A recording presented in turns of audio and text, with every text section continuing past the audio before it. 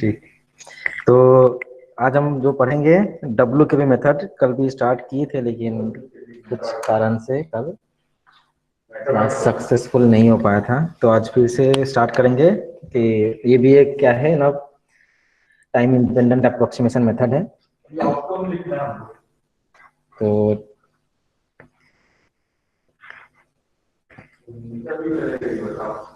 हाँ, उनका वो एप्लीकेशन रखा है।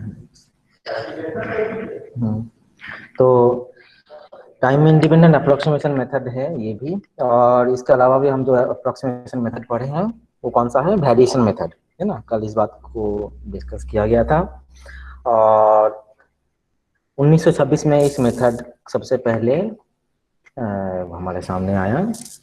इसका जो क्रिएटर हैं 3 साइंटिस्ट, वेंटजेल, क्रैमर्स और ब्रिलविन, है ना। इन तीनों के नाम से ही बना हुआ है डब्ल्यू के भी, तीनों का जो सरनेम है उसी से।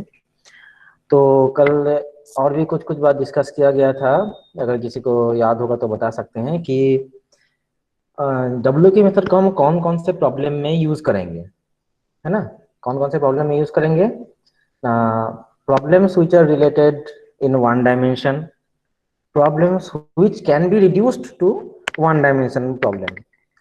Obviously, in all of the cases, we have to deal with the one-dimensional Schrodinger wave equation. The traditional Schrodinger wave equation will be discussed in one dimension only. ठीक है, तो हमारे पास प्रॉब्लम जो भी डिस्कशन को करना है वो सब वन डायमेंशन रिलेटेड प्रॉब्लम होगा। और जो सबसे इम्पोर्टेंट बात है कि कौन सा सिचुएशन ऐसा होगा जहां पे डब्ल्यू के भी मेथड अप्लाई किया जाएगा, है ना। हम लोग जैसे टाइम इंडिपेंडेंट परटर्बेशन थ्योरी पढ़ लिए हैं, फिर वेरिएशन मेथड में भी पढ़े हैं, और अभी डब्ल्यू के मेथड में हम लोग पढ़ रहे हैं, है ना। तीनों में आपको हार्मोनिक ऑसिलेटर का एप्लीकेशन दिखेगा, पढ़े हो ना। क्यों? टाइम इंडिपेंडेंट परटर्बेशन थ्योरी से हार्मोनिक ऑसिलेटर प्रॉब्लम को सॉल्व किए थे सेकेंड सेमेस्टर में, कोर्स में था। वैसे ही आपका जो वेरिएशन मेथड है, वेरिएशन मेथड में भी हम हार्मोनिक ऑसिलेटर प्रॉब्लम को डील किए हैं। और अब जो डब्ल्यू के भी मेथड है, इस डब्ल्यू के भी मेथड से भी हम harmonic oscillator problem, potential well problem, potential barrier problem, इन सारे प्रॉब्लम्स को हम डील कर सकते हैं एट ईज। ठीक है, तो इन सारे कंडीशन, ये जो प्रॉब्लम्स हम यहाँ पे डील करेंगे, इन सारे केसेस में जो सबसे महत्वपूर्ण चीज है वो क्या है ना, वेरिएशन ऑफ पोटेंशियल एनर्जी।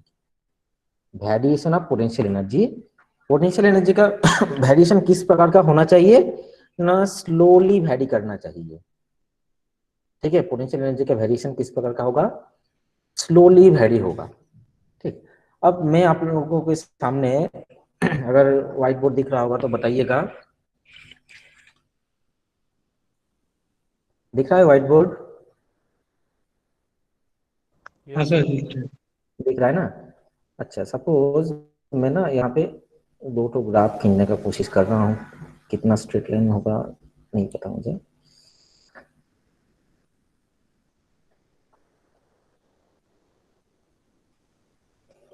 ठीक है, मान लेते हैं कि this is almost a parallel, sorry मतलब दिस इज परपेंडिकुलर। ठीक है, अब बताओ कि अगर ये जो आपको आपके पास जो ये एक्सिस दिख रहा है, इन तीनों इस एक्सिस में ना मैं 3 लाइन खींच रहा हूँ। ठीक है, एक एक करके बताना। ठीक,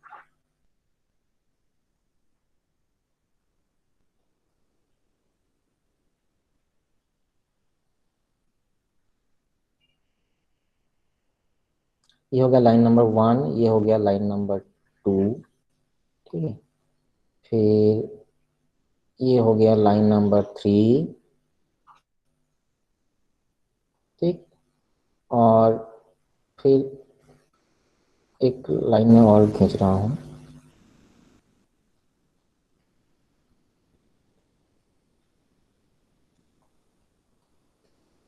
दिख रहा है सबको? 4 लाइन में खींचा हूँ, यहाँ पे स्क्रीन में दिख रहा होगा, है ना। हाँ सर। चलिए, Suppose this is some variable x and this is some function of that particular variable fx, है ना।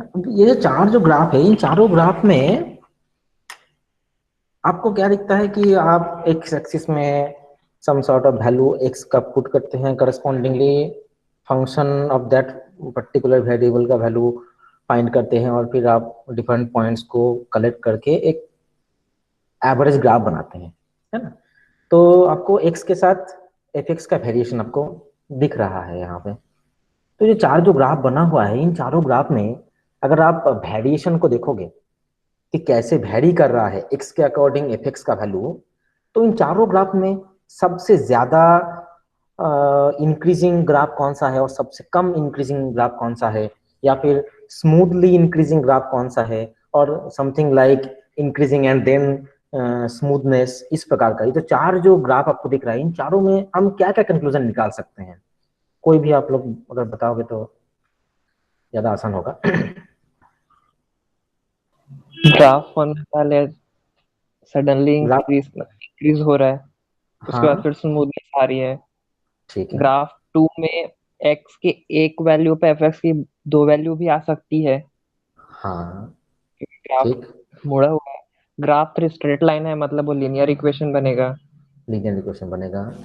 ग्राफ 4 है जो स्लो वेरी कर रहा है, स्लो लेकिन वो वेरी कर रहा है, हाँ लेकिन इंक्रीजिंग, इंक्रीजिंग है। इंक्रीजिंग से मतलब ये, अगर आप एटलीस्ट कर्व नंबर 4 को देखोगे तो शायद आपको आपका एलईडी वाला प्रैक्टिकल याद आ रहा होगा, है ना। इसमें कुछ इसी प्रकार का इनिशियल इनिशियल जो पोजीशन है एलईडी उसमें ऐसे जाता है, और फिर आपको सर्टेन वैल्यू पे फिर मैक्सिमम वैल्यू मिल जाता है। तो मेरा यहाँ पे इस ग्राफ का यहाँ पे इंट्रोड्यूस करने का आपके कोर्स के साथ कोई वैसे खास ताल्लुकात नहीं है, लेकिन ये जो वेरिएशन आपको दिख रहा है, ये वेरिएशन एक्चुअल में है क्या कि वेरिएबल के रिस्पेक्ट में आपका टोटल फंक्शन का वैल्यू किस प्रकार से चेंज हो रहा है, ठीक। तो वेरिएबल के रिस्पेक्ट में अगर फंक्शन का वैल्यू चेंज हो रहा है, दैट मीन्स यहाँ पे जो हम कल भी डिस्कस किए थे और आज भी हम उसको वापस से डिस्कस कर रहे हैं कि जो पोटेंशियल एनर्जी है, पोटेंशियल एनर्जी भी is a function of position only, है ना। इस बात से सहमत है? Potential energy function of position only. और शायद इसका कुछ स्टेटमेंट को आपको शायद आप क्लासिकल मैकेनिक्स में भी इसको प्रूव करके कुछ प्रॉब्लम दिया जाता था कि prove that the potential energy is a function of position coordinates only. जैसे यही चीज एक्सप्लिसिटली डिपेंडेंट अपॉन टाइम, ये सब जो छोटा छोटा प्रूफ्स रहता है उसमें से ये भी एक कंडीशन था जहाँ पे potential energy is function of position coordinates. तो हमारे पास जो कंडीशन दिया जाएगा, मतलब डब्ल्यू के मेथड जहाँ पे एप्लीकेबल होगा, वो क्या है? Potential energy will be varying very slowly. That means potential energy vary कब करेगा ना, जब उसके करस्पॉन्डिंग जो पोजीशन कोऑर्डिनेट्स हैं इसके रेस्पेक्ट में टोटल फंक्शन का वैल्यू का जो वेरिएशन होगा, वो वेरिएशन किस प्रकार का होगा ना, बहुत ही स्लोली वेरी करेगा, चेंज होगा बट बहुत ही कम अमाउंट में। मतलब जिसको आप बोल सकते हैं कि जैसे हम लिखते हैं ना कि D delta X tends to zero, X tends to zero, limit of X tends to zero is equal to some D X delta X, ये सब जो कंडीशंस हम यूज करते हैं, है ना, ये सारे कंडीशंस करस्पॉन्डिंग एक general application in terms of potential energy is applied in WA method. Clear है सबको? सर सेकेंड वाले ग्राफ में डबल सोल्यूशन कैसे आएगा? सेकेंड वाले ग्राफ में डबल सोल्यूशन इसीलिए आएगा, देखो मैं तो ग्राफ वैसे बनाना नहीं चाह रहा था लेकिन बन गया है। तो देखो जैसे ये क्या है, ये एक पर्टिकुलर पॉइंट है टू के, वहां से स्ट्रेट लाइन खींचेगा यहाँ पे आएगा, आ गया, दिख रहा होगा आपको स्क्रीन में। तो देखो ये रेड लाइन को देखो, यहाँ पे भी कट कर रहा है, यहाँ पे भी कट कर रहा है, तो एक्स के एक पर्टिकुलर वैल्यू पे दो वैल्यू मिल रहा है, है ना। मतलब this is for the sake of this graph. अब वैल्यू क्या मिलेगा क्या नहीं मिलेगा, that is not our interest, है ना। ये मैं आपको जस्ट ग्राफिकल एनालिसिस को मतलब बता रहा हूँ। अगर आप, मेरा यहाँ पे जो मेन टारगेट था कि वो वेरिएशन, अगर आप सिर्फ वेरिएशन की बात करोगे तो जो आपका ग्राफ नंबर 2 दिख रहा है दैट इज एक्सपोनेंशियली इंक्रीजिंग और सिंपली द इंक्रीजिंग रेट और the change of function with respect to X is the maximum, है ना। हाँ ग्राफ सर। नंबर 2 जो है उसमें एक्स के रिस्पेक्ट में एफ एक्स का वैल्यू का जो चेंज है वो सबसे ज्यादा है। उससे ज्यादा किसका चेंज है जो आपका ग्राफ नंबर 1, फिर आया आपका ग्राफ नंबर 3 और फिर ग्राफ नंबर 4। मतलब जो चेंज है वो चेंज कितने प्रकार से हो सकते हैं। एक्सपोनेंशियल इंक्रीज कर सकता है, लीनियर इंक्रीज कर सकता है, लीनियरली डिक्रीज कर सकता है, एक्सपोनेंशियली डिक्रीज कर सकता है, स्लोली स्लोली इंक्रीजिंग और स्लोली डिक्रीजिंग, बहुत सारे प्रकार हैं इंक्रीजिंग डिक्रीजिंग में, है ना। तो हर एक केस आपके सामने आ सकते हैं। तो अगर जब जब जब याद आ गया तुरंत कि सपोज आपको कोई प्रॉब्लम, कोई कॉम्पिटिटिव एग्जाम दे रहे हैं और आपके पास ऐसे बहुत सारे ग्राफिकल वैल्यू दिया गया है ना, ऐसा कुछ ग्राफिक मतलब ग्राफ बनाया गया है कि इस प्रकार का सब चेंज हो रहा है सब कुछ, है ना, इस प्रकार का। तो आपको बताना है कि इनमें से which of the curve is suitable to apply WK method। तो आपको यहाँ पे देखना है कि जो चारों जो ग्राफ अभी जो मैं ग्रीन कलर में बनाया हूँ इन चारों में सबसे ज्यादा सबसे ज्यादा कम चेंज, मतलब सबसे कम चेंज कौन से ग्राफ में हो रहा है with respect to the X coordinate corresponding variable. तो वो आपको आप देख के बता सकते हैं कि जो सर आपने जो सबसे आखिरी में जो ग्राफ बनाए हैं उसमें जो change of the function that is very less compare to the other curves, है ना। तो हमारे लिए graph number 4 will be suitable to apply WK method. ठीक है, तो ऐसे सवाल आपको पूछा जा सकता है। ठीक है, तो आगे बढ़ते हैं। ठीक है अतुल, क्लियर हुआ? हाँ हाँ सर। ओके। तो अब जो चीज हमको पढ़ना है हमारे कोर्स में जो दला हुआ है उस कोर्स के अकॉर्डिंग आपको WKB मेथड का बेसिक्स पढ़ना है सबसे पहले। What is WKB method, how did it came, और sorry how did it come, इसका प्रिंसिपल क्या है ना, हम कौन से अप्रोच से इसको आगे बढ़ेंगे। ठीक। तो मैं सबसे पहले एक बात आप लोगों को क्लियर करा देना चाहता हूं कि अभी तक हम लोग जितने भी मेथड्स पढ़े हैं, है ना, अभी तक हम लोग जितने भी मेथड्स पढ़े हैं उन सारे में एक चीज, जैसे मान लो अगर मैं आपको बोलूँ वेरिएशन मेथड, वेरिएशन मेथड में हमको करना क्या रहता है ना। वेरिएशन मेथड में हम सबसे पहले क्या कंसीडर करते हैं ना, एक ट्रायल वेव फंक्शन, है ना, एक ट्रायल वेव फंक्शन कंसीडर करते हैं जिसमें कि सम अननोन पैरामीटर्स भी इंक्लूडेड रहेंगे। फिर आप उस अननोन पैरामीटर उन ट्रायल वेव फंक्शन को श्रोडिंगर इक्वेशन में पुट करोगे, फिर एक मिनिमम एनर्जी कंडीशन निकालोगे and then you will get the required minimum energy value, है ना। ये आपको एक सिस्टम है कि इसी सिस्टम में आपको, this is the one of the procedures, system बोलना गलत होगा, दिस इज द प्रोसीजर। आप जितने भी प्रॉब्लम वहां पे डील किए हैं, चाहे आप हाइड्रोजन एटम प्रॉब्लम डील करो, चाहे हार्मोनिक ऑसिलेटर, या फिर एक और प्रॉब्लम था हीलियम एटम, है ना। तो इन तीनों प्रॉब्लम में आपको सेम प्रकार के जो प्रोसीजर आपको सेम मिलेगा, है ना, प्रोसीजर आपके लिए सेम है। लेकिन जब हम WK मेथड को करेंगे, इस WK मेथड में भी हम लॉजिक, अगर आप सिर्फ ओनली द प्रोसीजर का बात करोगे तो वो प्रोसीजर किस प्रकार का होगा ना, वो प्रोसीजर जो जैसे कि हम टाइम डिपेंडेंट परटर्बेशन थ्योरी में यूज किया। टाइम डिपेंडेंट परटर्बेशन थ्योरी में हम क्या किए हैं ना, एक इनिशियली हम एक सेटअप बना लिए कि अगर सिस्टम हमारा डिस्टर्ब होगा तो उस कंडीशन में वो अगर टाइम डिपेंडेंट है तो वहां पे आपका पहले हम प्रोबेबिलिटी एम्पलीट्यूड निकाले and then we switch for the transition probability. And in the rest of the cases जहां पे हम फर्मी गोल्डन रूल और हार्मोनिक ऑसिलेटर प्रॉब्लम, ये जो दोनों प्रॉब्लम हम वहां पे डील किए थे, और इवन एब्जॉर्प्शन एमिशन स्पेक्ट्रा, इन सारे केसेस में हम क्या किए हैं ना, हम डायरेक्टली जो प्रोबेबिलिटी एम्पलीट्यूड और जो ट्रांजिशन प्रोबेबिलिटी है इन दोनों का एक्सप्रेशन को यूज किए हैं। ऐसे किए हैं कि कुछ और किए हैं? वैसा ही किया सर। ऐसे ही किए हैं, है ना। अभी जो हम डब्ल्यू के मेथड पढ़ेंगे, इस डब्ल्यू के मेथड में भी हम एक इनिशियल एक इंफ्रास्ट्रक्चर बना लेंगे। इनिशियली एक स्ट्रक्चर ऐसा बनाएंगे कि इस लॉजिक को यूज करके, इसी लॉजिक को यूज करके, मतलब हमारे पास एक ऐसा एक बेसिक फॉर्मूला हम बना लेंगे कि जिस फॉर्मूले के सहारे हम प्रॉब्लम्स को आगे डील कर पाए। ठीक है, क्लियर है कि हम कैसे आगे बढ़ेंगे। हाँ सर। तो प्रॉब्लम को हम डिस्कस करेंगे धीरे धीरे। इसमें एक कंडीशन भी आता है कि वैलिडिटी कंडीशन क्या रहेगा आपका डब्ल्यू की मेथड मतलब अप्लाई करने के लिए, कि मैथमेटिकल कंडीशन आपको डालना रहता है, वो सब हम धीरे धीरे पढ़ेंगे। तो शुरू करते हैं कहाँ से ना, एक वन डायमेंशनल मोशन हम स्टार्ट करते हैं कि इसका एक पर्टिकुलर, सपोज कोई भी मास एम है जिसका पोटेंशियल फंक्शन क्या है v, मतलब दैट पर्टिकुलर मास और the particle is being acted upon by the potential of some function x।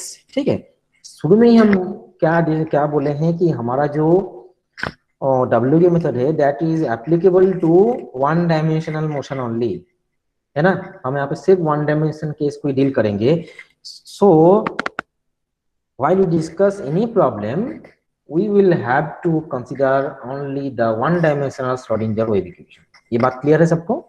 सिर्फ one dimensional Schrodinger wave equation को ही हम यहाँ पे डिस्कस करेंगे। तो अगर one dimensional Schrodinger wave equation को अगर मैं कुछ इस प्रकार के फॉर्म में लिखूं, h cut square upon twice m d2 psi of x only. देखो इसलिए मैं यहाँ पे ना x को मेंशन किया गया है कि हम यहाँ पे सिर्फ x कोऑर्डिनेट को ही यहाँ पे चूज किए हैं। ये कुछ इस प्रकार के फॉर्म में हम लिख सकते हैं श्रोडिंगर वेव इक्वेशन को, है ना। श्रोडिंगर वेव इक्वेशन को हम कुछ इस प्रकार के फॉर्म में लिख सकते हैं। ठीक, अब अगर हमारा जो पोटेंशियल फंक्शन है, देखिए मेथड में ये बोला गया है कि potential function will be changing very slowly, मतलब v is a variable function with respect to x, but the change that is dv dx, है ना।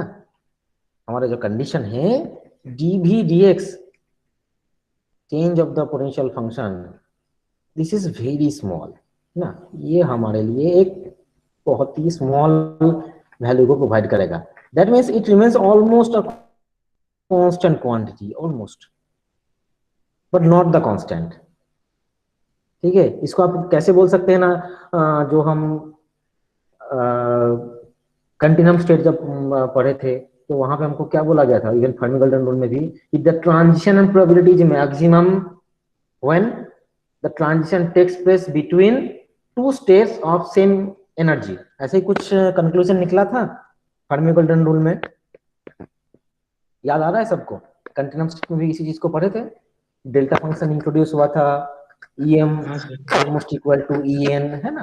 तो that means the difference between those states are very little, but there is still a difference। मतलब हम ऐसा condition को approach कर रहे हैं जहां पे dv dx tends to 0, not 0। ठीक है, तो इसी कंडीशन को मतलब this is our the basic assumption of WKB method. तो हम क्या करते हैं कि अगर हमारा जो पोटेंशियल फंक्शन है जो Vx है, ये अगर एक कांस्टेंट क्वांटिटी होता, इफ द पोटेंशियल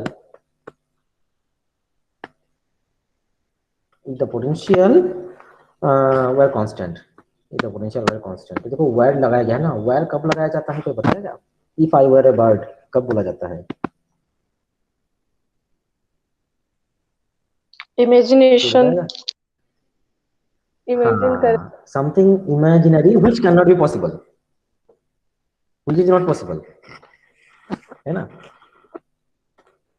तो if potential constant Vx is equal to some V0, Sudhir ये जीरो लगाने का कारण वही है कि हम इसको एक कांस्टेंट क्वांटिटी मान रहे हैं। जैसे H is equal to some H naught plus of H prime T, ऐसे लिखे थे, याद आ रहा है सबको टाइम डिपेंडेंट पार्टिशन थ्योरी में? तो ये हमारे लिए क्या था, this was the constant quantity. वैसे ही अगर पोटेंशियल हमारे लिए कांस्टेंट क्वांटिटी है तो Vx is equal to V0। ठीक है, तो सॉल्यूशन हमारा किस प्रकार का होगा ना, श्रोडिंगर इक्वेशन का सॉल्यूशन हम किस प्रकार से लिखेंगे, वाइब्रेट होते लेकिन दिखा नहीं तो वाइब्रेशन x हुआ इज इक्वल टू, रुक जा।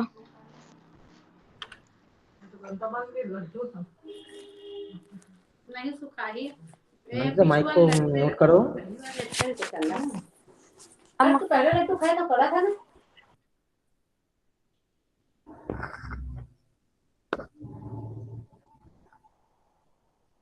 स्क्रीन दिख रहा है आप लोगों को?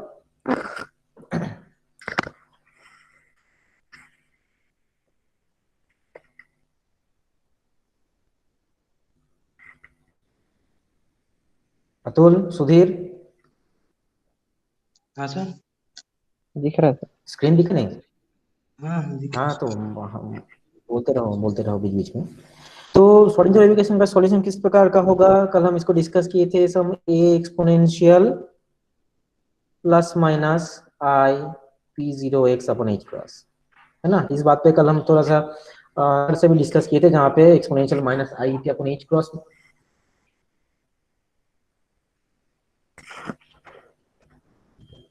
ठीक, ये हम कल डिस्कस किए थे। इवन अगर आप मैथमेटिकल फिजिक्स में थोड़ा सा अगर आप इंटरेस्ट रखते हैं तो मैं यहाँ पे आपको बताना चाहूंगा कि इस प्रकार का जो फॉर्म है इसको आप सिर्फ एक second order differential equation solving technique से आप बहुत इजीली सॉल्व कर सकते हैं। किस प्रकार का टेक्निक मतलब आप यूज करेंगे, शायद आप लोगों को याद आ रहा होगा। अगर मैं इस प्रॉब्लम को डील करूंगा ना तो this will be like some D square plus some constant value, suppose m into of this is of psi and this will be equal to 0। तो यहाँ से आप बहुत ही इजीली इस प्रॉब्लम को हैंडल कर सकते हैं, है ना। इवन आप इस प्रॉब्लम के लिए जो इंटीग्रेटिंग फैक्टर निकालते हैं ना, integrating factor is equal to some exponential integration over P D X, जहाँ पे आपका फॉर्म कुछ इस प्रकार का होता है। ठीक, तो वहाँ पे आप बहुत इजीली इसको कैलकुलेट कर सकते हैं। यहाँ पे आपके लिए p क्या वैल्यू हो जाएगा, जब आप ये जो h का स्क्वायर अपॉन ट्वाइस m और इन सारे क्वांटिटीज को एक साथ एक पर्टिकुलर साई के फॉर्म में लिखेंगे, मतलब 2m अपॉन h का square e minus v into Sai इस फॉर्म में जब लिखेंगे तो ये टोटली एक किस प्रकार का फॉर्म में आ जाएगा, this will be like d square by dx2 plus 2m upon h का square e minus v into Sai. So this will be like some d square plus of some this value. Suppose this is some constant value k. Obviously this will be the value of k. Not only k, this will be like k square. जब आप लोग को मैं समझाया k square third unit में आप लोगों का है स्कैटरिंग में, बहुत इंपॉर्टेंट टॉपिक है वो भी।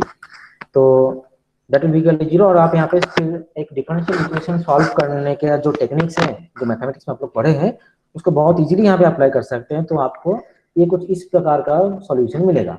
और इवन आप ऐसा सॉल्यूशन जब सेकेंड सेमेस्टर में श्रोडिंगर इक्वेशन का सॉल्यूशन निकाले थे तो वहां पे भी आप इस चीज को पढ़े होंगे, याद आ रहा होगा आप लोगों को कि some a exponential minus i e t upon H cross, है ना। ऐसा वैल्यू आप लोग शायद पढ़े होंगे। ठीक, अब चूंकि ये एक डिफरेंशियल इक्वेशन का हम पूरा डिटेल में सॉल्यूशन करेंगे तो आपको यहाँ पे प्लस माइनस टर्म भी मिल जाएगी। तो अगर आपको मैथमेटिकल फिजिक्स अगर आपका थोड़ा स्ट्रांग है तो शायद ज़्यादा बेहतर आपको इस प्रॉब्लम्स को सॉल्व करने में आसानी होगा। आगे बढ़ते हैं। तो यहाँ पे जो P0 लिखा गया है तो ये P0 का वैल्यू क्या होगा, P0 क्या है हमारे लिए तो बताएगा। P से हम कौन सा टर्म को डिनोट करते हैं,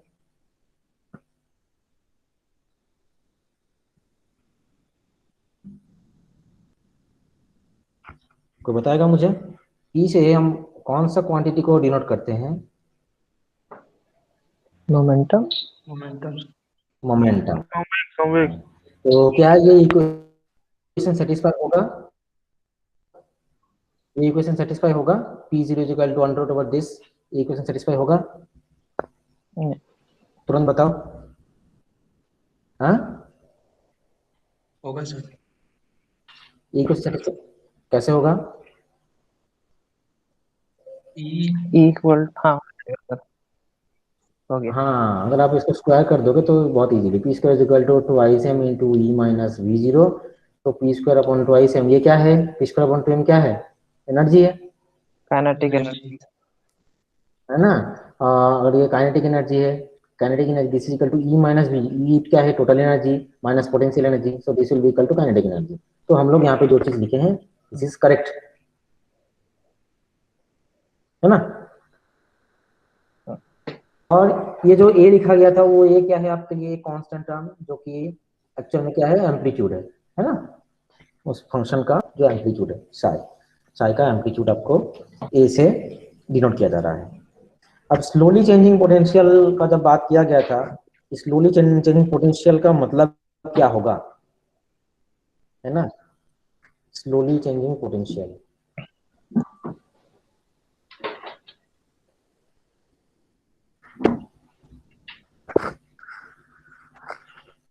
अच्छा, तो डी ब्लॉगली रिलेशन याद है सबको? Lambda is equal to H upon P, lambda is equal to H upon P. और चूंकि हम यहाँ पे सिर्फ एक्स डायरेक्शन का बात कर रहे हैं, lambda in X direction, this is equal to P of X, ठीक है? तो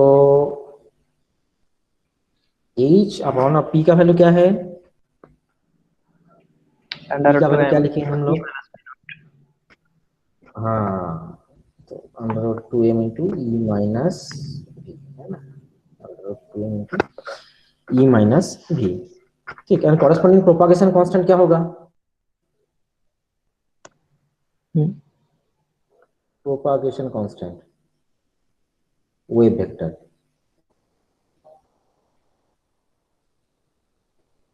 वेव वेक्टर को कैसे डिनोट किया जाता है?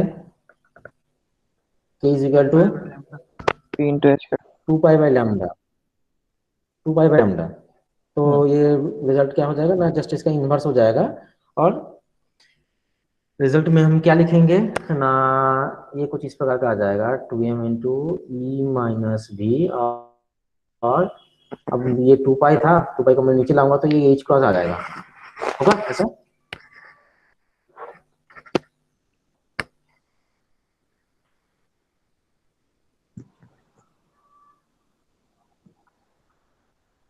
आएगा कि नहीं?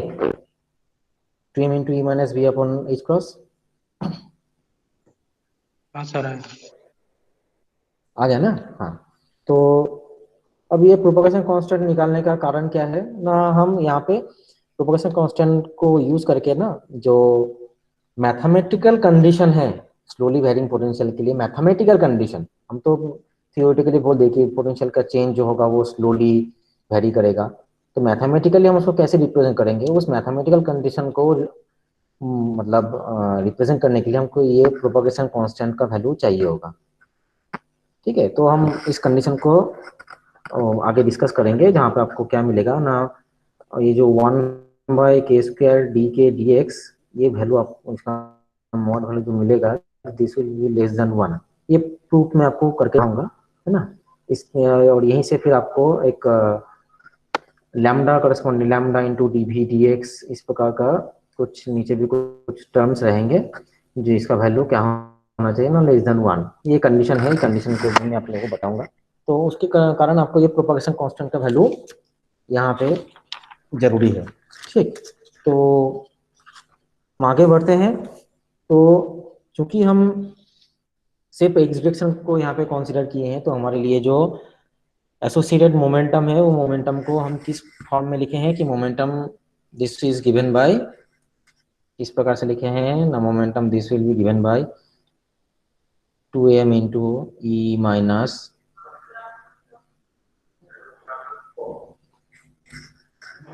ई minus V X to the A to the. हाँ सर ये ऊपर वाला बताइए। कैसे लिए, मतलब ये 1/k² D upon D x, ऐसा मतलब क्यों? हाँ, मैं इसको अभी नहीं किया हूँ, मैं आप लोग को इसको करके बताऊंगा। ये जो हाँ कंडीशन है ना, ये सब आप लोगों को मैं करके बताऊंगा। हाँ, मतलब यहाँ पे जो टर्म्स लिखा गया है ना, मतलब इस टर्म को लाने का कारण यही है कि propagation, sir suddenly propagation constant क्यों आ गया, है ना। तो ये कंडीशन को लाने के लिए हमको ये चाहिए, तो इसको अगर आप अभी नहीं लिखोगे तो भी चलेगा, आप लोग को मैं कराऊंगा आगे, ठीक है। हाँ सर। तो हम आगे बढ़ते हैं कि अब एक छोटा सा सवाल आप लोगों के लिए कि डी ब्रॉगली वेवलेंथ लैम्डा ये हम कहाँ पे वैलिड बताते हैं ना, जब हम क्लासिकल टू क्वांटम मतलब क्वांटम वर्ल्ड में जब हम घुसने का कोशिश करते हैं, है ना, क्लासिकल टू क्वांटम ट्रांजिशन। तो क्लासिकली मतलब क्लासिकल लिमिट में डी ब्रॉगली वेवलेंथ जो है इसका वैल्यू किस प्रकार का होगा क्लासिकल लिमिट में? कंटिन्यूअस। नहीं ठीक से बताओ।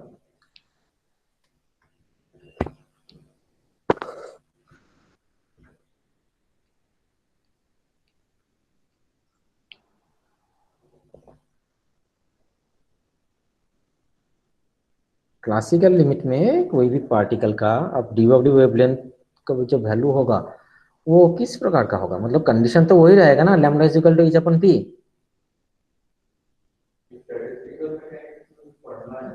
हाँ ये आप लोगों को स्टैटिस्टिकल मैकेनिक्स में भी पढ़ना है।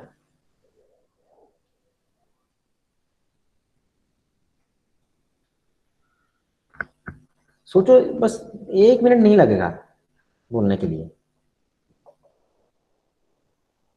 नहीं आ रहा है सर। नहीं आ रहा है समझ में? टर्म के inversely proportional. Greater than the velocity of light. Greater than the velocity of light. Light, the possible. velocity of matter wave. Relativity का उल्लंघन नहीं हो सकता। अरे क्लासिकल लिमिट में डी ब्रॉगली वेवलेंथ जो है वो क्या होगा ना, वो 0 की ओर टेंड करेगा ना, वेव नेचर खत्म हो जा रहा है वहां पे। क्लासिकल लिमिट बार बार बोला जा रहा है, जब आप lambda is equal to H upon P इस रिलेशन को देख रहे हैं, ये देखो ये lambda is equal to H upon P और सिंपली मास इनटू वेलोसिटी है ना। तो जब आप एम इंटू वी कर रहे हैं मतलब ये आपका क्या है ना, ये आपका क्लासिकल टर्म है ना।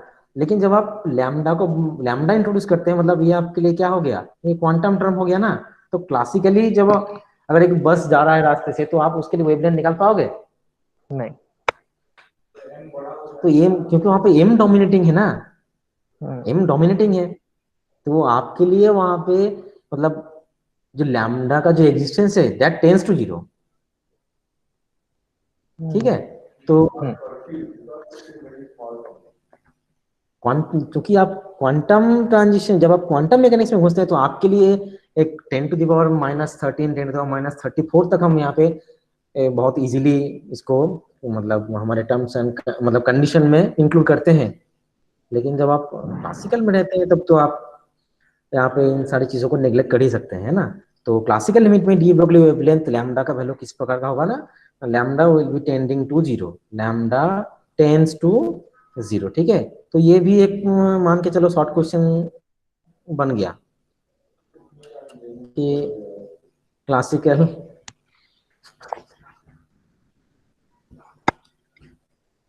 ठीक है। आगे बढ़ते हैं। तो अब चूंकि पोटेंशियल एनर्जी का वेरिएशन हम शुरू में ही बोले हैं कि पोटेंशियल एनर्जी का वेरिएशन क्या होगा, स्लो वेरिएशन होगा। और आप क्लासिकल के साथ सर क्वांटम भी यहाँ पे इंट्रोड्यूस हो रहा है, दैट मीन्स हम एक ऐसा सिचुएशन को अब यहाँ पे डील करेंगे जो कि क्वासी क्लासिकल कंडीशन रहेगा, ठीक है। क्या होगा, क्वासी क्लासिकल कंडीशन। और इसी कारण से हाँ इसी कारण से डब्ल्यू के भी अप्रोक्सीमेशन का एक दूसरा नाम भी है, इसको बोलते हैं सेमी क्लासिकल अप्रोक्सीमेशन, ठीक है। डब्ल्यू के मेथड का एक दूसरा नाम भी है सेमी क्लासिकल अप्रोक्सीमेशन। और हमारे यहाँ के क्वेश्चन का जो स्तर है वो पूछ भी सकते हैं कि डब्ल्यू के मेथड का दूसरा नाम क्या है बताओ। तो इसीलिए इन सारी चीजों को थोड़ा ढूंढ के लाना पड़ता है कि सेमी क्लासिकल अप्रोक्सीमेशन, ठीक है। This is another name of W K method. तो स्लोली वेरिंग पोटेंशियल के लिए हम डब्ल्यू के मेथड को यहाँ पे इंट्रोड्यूस कर रहे हैं। That means we are dealing in a quasi classical situation, कहाँ गया मेरा माउस पॉइंटर? हाँ, we are dealing in quasi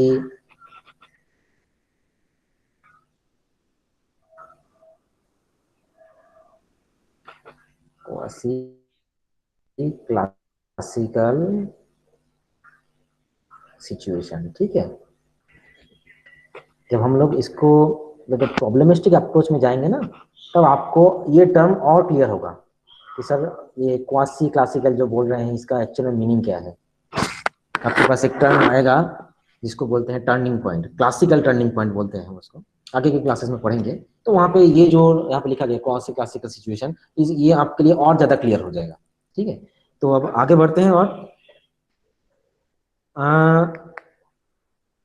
slowly varying potential के लिए हमारे पास जो सॉल्यूशन मिला था वो कुछ इस प्रकार का था। क्या लिखा गया था कि psi is equal to some exponential function of I P zero X upon H cross.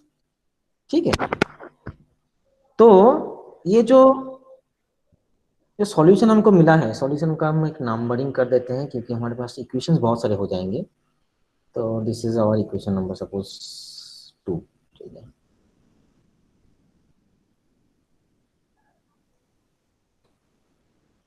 तो ये जो सॉल्यूशन जो हमारे पास मिला है, इस सॉल्यूशन के अकॉर्डिंग हम क्या बोल सकते हैं कि क्योंकि हम एक ऑलमोस्ट एक कांस्टेंट पोटेंशियल को लेकर आगे बढ़ रहे हैं, Vx is equal to V0, ये कांस्टेंट पोटेंशियल को हम साथ में रख के आगे बढ़ रहे हैं। तो ये जो इक्वेशन नंबर 2 में जो सॉल्यूशन लिखा गया है, इक्वेशन नंबर 2 में जो सॉल्यूशन लिखा गया है, इस सॉल्यूशन को हम एक नए टर्मिनोलॉजी से लिखेंगे। किस प्रकार से लिखेंगे ना, इस सॉल्यूशन को हम कुछ इस प्रकार से लिख रहे हैं कि psi x this is equal to some a exponential I upon h cross s is a function of x, s is a function of x, जहां पे क्या है, where s of x this is equal to क्या हो जाएगा, plus minus p not p0 into x not p0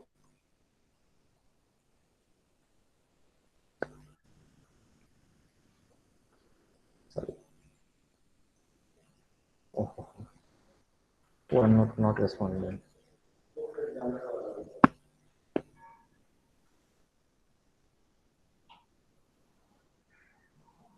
screen दिख रहा है आप लोगों को उधर?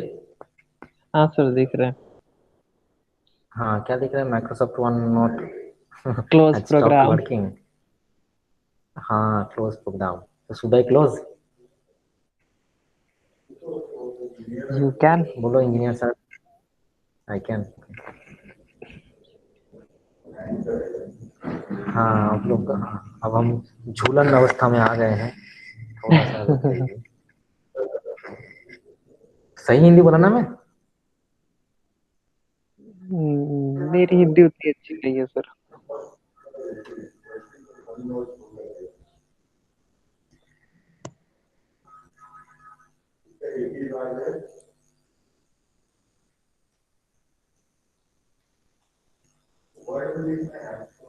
वर्ड में लिखा जाएगा ना?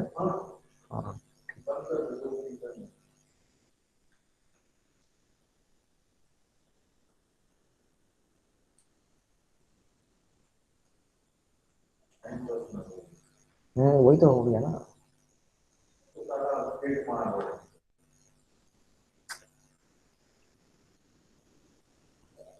हाँ हाँ, आ गया। हाँ, बच गए हैं। हाँ, स्क्रीन दिख रहा है सुधीर? हाँ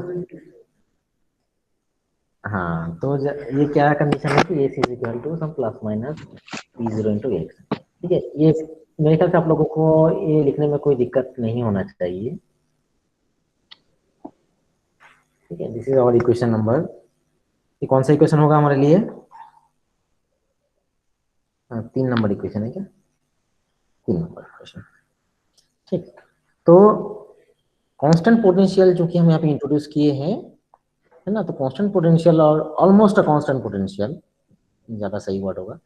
तो उस जो कंडीशन हमारे पास था, जो सॉल्यूशन हमको मिला है एस आई एक्स का, वो वैल्यू कुछ इस प्रकार का हो जाएगा, ए एक्सपोनेंशियल आई upon H plus S x.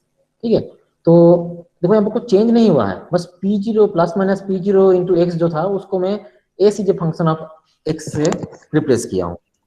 ठीक, अब ए सी जे फंक्शन ऑफ एक्स से रिप्लेस करने का कारण क्या हो गया, बहुत सही तो था, वो आपको आगे अभी पता चल जाएगा कि ये ए सी जे फंक्शन ऑफ एक्स करने का कारण क्या है। ठीक है, तो अब ये जो वैल्यू है ना, इस वैल्यू को इक्वेशन नंबर 3 में जो साई का वैल्यू मिला है, इस वैल्यू को हम कहाँ पुट करेंगे, इक्वेशन नंबर 1, मतलब जो आपका one dimensional Schrodinger wave equation है उस इक्वेशन में पुट करना है। ठीक है, ये इक्वेशन में आपको पुट करना होगा, दिस वन। इसको मैं भी ब्रैकेट कर दे रहा हूँ, आपको अच्छा दिखेगा ये। ठीक है, इस इक्वेशन में आपको पुट करना है, यही करते हैं ना हम, कोई भी वैल्यू निकालते हैं और फिर उसका जो ओरिजिनल इक्वेशन है उसमें वैल्यू पुट करो तो रिजल्टेंट वैल्यू आपको मिलेगा। तो ये जो साई का जो वैल्यू मिला है इक्वेशन नंबर 3 में, इस वैल्यू को आप कहाँ पे पुट करोगे ना, इक्वेशन नंबर 1 में पुट करोगे, one dimensional Schrodinger wave equation में। ठीक है, क्लियर है सबको कि आपको कहाँ वैल्यू को पुट करना है?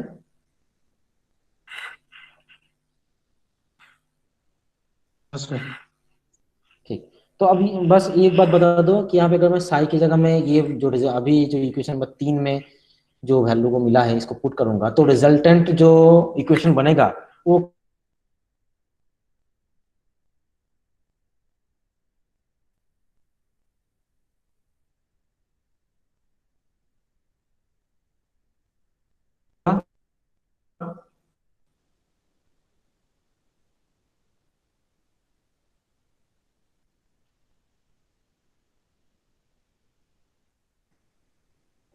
साउंड नहीं आ रहा सर।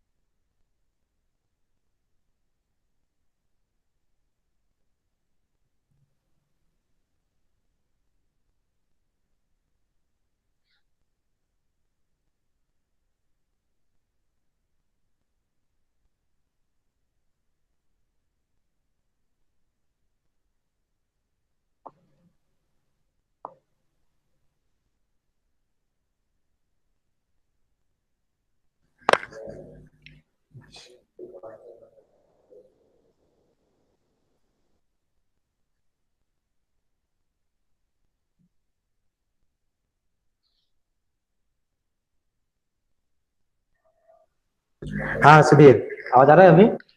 हाँ सर। हाँ ठीक, स्क्रीन पता नहीं कैसे लीव हो गया था मैं। हाँ अब दिख रहा है स्क्रीन? हाँ सर।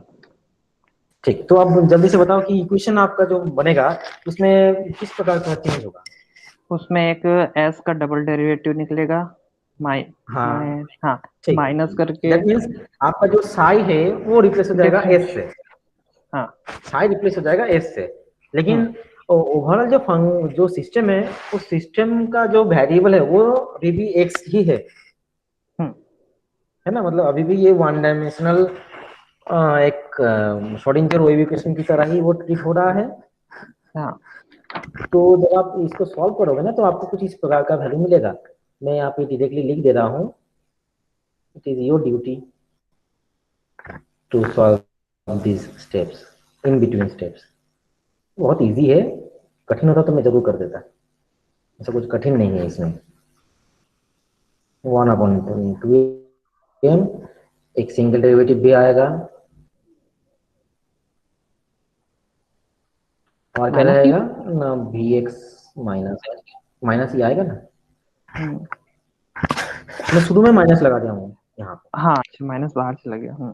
तो ये अगर आप सामने का माइनस हटा दोगे तो प्लस माइनस सब जगह में अल्टरनेट हो जाएगा। ठीक है, this is power of, this is 2, okay, this is 2। ठीक, so consider it as equation number 4। ठीक है, तो चलो अब ये बताओ कि टिल नाउ, अभी तक हम लोग जो भी स्टेप्स में आगे बढ़े हैं, इनमें कौन से ऐसी जगह है जहां पे हम अप्रोक्सीमेशन को यूज किए हैं? कोई अप्रोक्सीमेशन यूज किए हैं क्या अभी तक? अगर किए हैं तो कहाँ, अगर नहीं किए हैं तो फिर कोई दिक्कत नहीं है। एनीवन? अभी तक तो नहीं किया सर। नो सर, अभी तक कुछ नहीं हुआ। अभी तक कहीं पे हम अप्रोक्सीमेशन मेथड को, हाँ अभी तक कोई भी अप्रोक्सीमेशन यूज नहीं किए हैं। ठीक, तो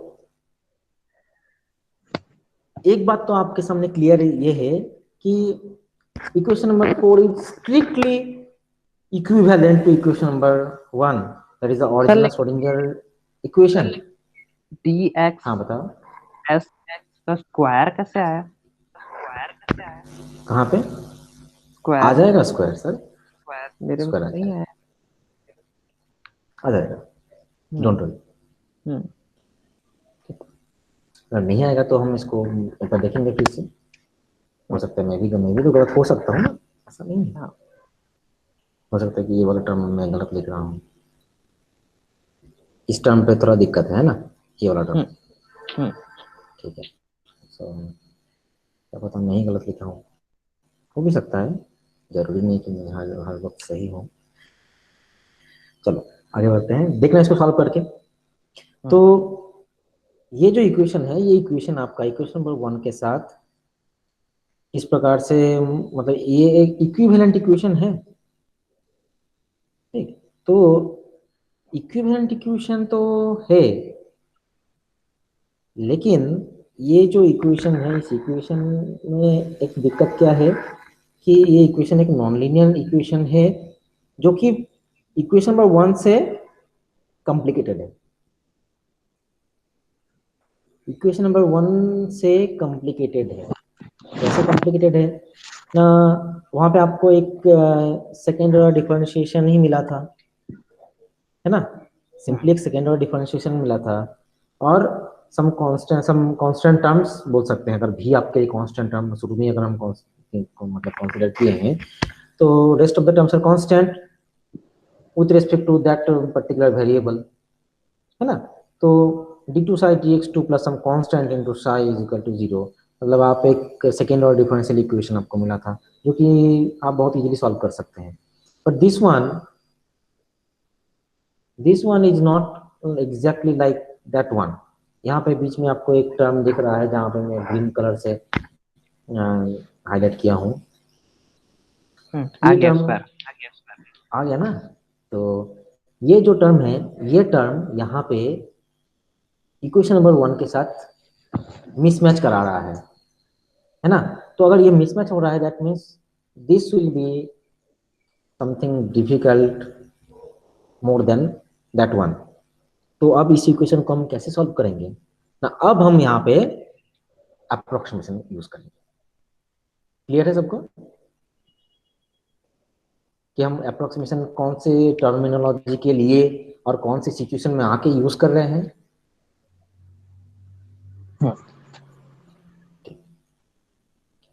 तो अगर आप शुरू में ही कंसीडर ये किए हैं कि आपका पोटेंशियल जो है that is a constant, if the potential is the constant, then you have considered, or we have got this equation, Sx is equal to some plus minus p naught x, ये आपके पास है। ठीक, तो अगर ये constant term है, क्योंकि हमारे लिए पोटेंशियल को हम एक कांस्टेंट क्वांटिटी शुरू में ही मान लिए हैं, तो ये बताओ अगर ये कांस्टेंट क्वांटिटी है, भी कांस्टेंट है, तो भी कांस्टेंट होने के कारण ये पी नॉट इंटू एक्स ये कांस्टेंट क्वांटिटी में हो गया, और ये पी नॉट एक्स कॉन्स्टेंट अगर कॉन्स्टेंट क्वांटिटी है that means S x is also constant quantity.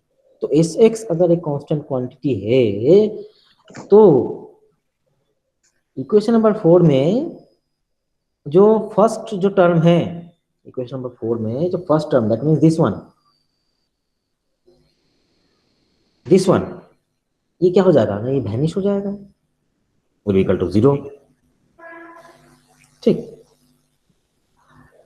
इसके साथ एक चीज और भी है कि this term is proportional to h cross. Proportional in the sense कि this is multiplied by h cross only. H का पावर सिर्फ 1 है ना। ये एच क्रॉस के साथ एक डायरेक्टली प्रोपोर्शनल टाइप रिलेशन में ये मल्टीप्लाइड है, not like H cross square और एच क्यूब और anything else, only H cross. ठीक, एंड क्या हम यहाँ पे इस पूरे जो घटना भी हुआ कि भी जो ऑलमोस्ट अ कांस्टेंट क्वांटिटी और एस एक्स एक कांस्टेंट होगा, तो ये जो फर्स्ट टर्म है this term will get vanished जब multiplication of some proportionally related to h cross. तो क्या हम यहाँ पे एक चीज कंक्लूड नहीं कर सकते कि दिस एंटायर टर्म, ये जो टर्म है this term will be vanished in the classical limit, that is when h cross is equal h cross tends to 0 in the classical limit, in the classical limit। ठीक, in the classical limit h cross tends to 0। तो हमारे लिए पहला जो term यहाँ पे आपको दिख रहा है this term can be avoided, this term can be avoided. So देखो अभी तक हम लोग जो चीज डिस्कस किए हैं यहाँ पे हम ये क्या है ना, this is one of the logics कि हम क्लासिकल लिमिट में हमारा ये टर्म क्या हो जाएगा, 0 हो जाएगा एंड सो ऑन। लेकिन हम यहाँ पे इन टर्म को यहाँ पे अभी तक हटा नहीं रहे हैं। ठीक है, this is the one of the mathematical terms जो कि आपका इक्वेशन नंबर 1 और जो सोडियम वेव इक्वेशन है उसके साथ इक्विवेलेंट है। ठीक है, तो यहाँ पे हम सिर्फ क्लासिकल एनालॉजी को यहाँ पे यूज करके बता रहे हैं कि द फर्स्ट टर्म में बी टोटली नेग्लेक्टेड। ठीक है, तो अब एक चीज बताओ कि अभी तक शुरू से लेकर आखिरी तक हर जगह में तो सबसे इंपॉर्टेंट रोल जो चीज प्ले कर रहा है that is Planck constant upon 2 pi H cross. ठीक, हर जगह में देखो हम क्या कर रहे हैं ना कि क्लासिकल लिमिट को यूज किए। इवन जब मैं आप लोगों को पूछा कि क्लासिकल टर्म क्वांटम टर्म मतलब क्लासिकल लिमिट में आपका वेवलेंथ क्या हो जाएगा ना, wavelength will be tending to 0 है ना। मतलब कि क्लासिकल अप्रोच में हमारे लिए एच का वैल्यू 0 की ओर अग्रसर होता है, क्योंकि आप एच का जो वैल्यू है उसको जितना 0 के नजदीक लाओगे that means you are approaching from quantum to classical. इस बात से सहमत है? सर कि अगर आप एज का वैल्यू को ये देखो एज का वैल्यू अगर आप देखोगे तो 10 सामने जो मल्टीप्लिकेशन फैक्टर उसको छोड़ो 10 to the power minus 34, 10 to the power minus 34 से जब आप 10 टू द पावर माइनस 1 और simply 10 to the power 0, 10 to the power 0 that means 1, और सिंपली अगर आप जितना आप पावर को और बढ़ा मतलब घटाते जाओगे, सॉरी पावर को जितना बढ़ाते जाओगे तो आप 0 की ओर अग्रसर होगे, है ना। दैट मीन्स आप एक क्लासिकली सॉरी क्वांटम मैकेनिकल जो टर्म है उस क्वांटम मैकेनिकल टर्म से आप क्लासिकल की ओर अग्रसर हो रहे हो। तो हमारे लिए एच क्रॉस को एक पैरामीटर की तरह ट्रीट किया जा सकता है। क्लियर है? हम यहाँ पे एच क्रॉस को क्यों पैरामीटर की तरह ट्रीट करेंगे? Due to its smallness. ठीक है, एच क्रॉस क्या है ना, एक बहुत ही स्मॉल क्वांटिटी है। तो अगर एच क्रॉस को अगर हम एक पैरामीटर की तरह ट्रीट करें तो ये जो फंक्शन है S X which is written as plus minus P naught into X, ये जो एस एक्स है इस एस एक्स को हम क्या करेंगे ना, पावर सीरीज एक्सपेंशन करेंगे। किसके पावर सीरीज में? एच क्रॉस के पावर सीरीज में। क्लियर है हम कैसे मतलब आगे बढ़ रहे हैं? अभी तक किसी को कोई दिक्कत है? सर एक डाउट था। हाँ पूछिए। सर अगर पोटेंशियल को हम स्लोली करेंगे तो वेव नेचर में कुछ चेंजेस आएगा या वो कांस्टेंट बना रहेगा? पोटेंशियल में अगर हम कांस्टेंट वो क्या बोलते हैं एज्यूम कर लिए हैं, तो वेव नेचर हाँ उसका जो उसका ओरिजिनल जो उसका नेचर रहेगा उस पे वो वो स्टेबल रहेगा अगर या वो चेंज होगा? जितना वो कांस्टेंट की तरह ट्रीट होगा उतना ही उसके में वेव नेचर जो है वो कांस्टेंटनेस बरकरार रहेगा। जितना स्लोली चेंज होगा वेव नेचर में भी उतना ही स्लोली चेंज नजर आएगा। मीन्स अगर स्लोली होता है तो उसको क्लासिकली ट्रीट करने लगेंगे हम। अगर स्लोली और चेंज हो रहा है वेवलेंथ, देखो जब हम बोल रहे हैं कि वेवलेंथ स्लोली चेंज हो रहा है तो means you are already including the terminology of quantum physics, तो यहाँ पे क्लासिकल टर्म आएगा ही नहीं। ठीक है, और किसी को कोई डाउट अभी तक? नहीं sir. Okay, sir S x constant कैसे हुआ एक बार और बताएंगे? एस एक्स कांस्टेंट ट्रीट किया है ना उसको। एस एक्स को ये जगह, हाँ देखो ये पी जीरो का वैल्यू क्या लिखे हम लोग, P zero is equal to कहाँ लिखे हैं, हाँ two M into E minus we zero. अब सिस्टम वी जीरो का बाहर कांस्टेंट। वी जीरो कांस्टेंट है तो दिस हाँ जो ये जो डिफरेंस है ये डिफरेंस क्या हो जाएगा, कांस्टेंट रहेगा। ई डोमिनेट ये अगर करेगा। हाँ तो ये पूरा का पी जीरो एक कांस्टेंट क्वांटिटी है। अब बोलोगे कि सर यहाँ पे तो पी जीरो के साथ एक्स भी है, बिल्कुल एक्स है, लेकिन क्या potential sorry kinetic energy x के ऊपर डिपेंड करेगा? नहीं। नहीं करेगा। सिर्फ पोटेंशियल एनर्जी एकमात्र चीज है जो, पोजीशन। हाँ तो वहां पे एक्स वहां पे रहना वो आपके लिए एक मोर बेनिफिशियल है टुवर्ड्स पोटेंशियल एनर्जी। ठीक है, ठीक। क्लियर है सबको? हाँ एस एक्स को वहां पे कांस्टेंट की तरह बता दिया। हाँ अब चूंकि एच क्रॉस हमारे लिए एक पैरामीटर की तरह ट्रीट हो रहा है तो अब हम क्या करेंगे, एस एक्स को पावर से एक्सपेंड करेंगे। एस एक्स का पावर सीरीज एक्सपेंशन करेंगे।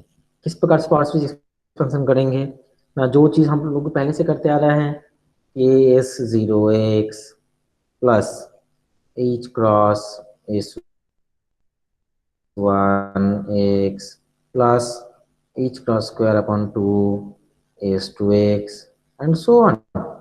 ये तो करते हैं ना पावर सीरीज एक्सपेंशन में, करते हैं ऐसा। हाँ सर।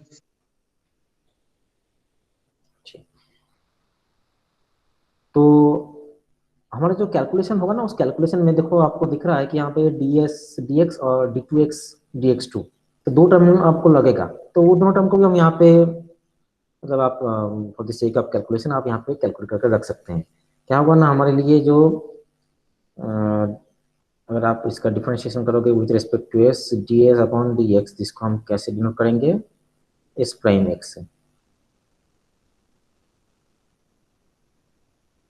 ठीक है, तो इसका वैल्यू क्या हो जाएगा, this will be simply S zero X plus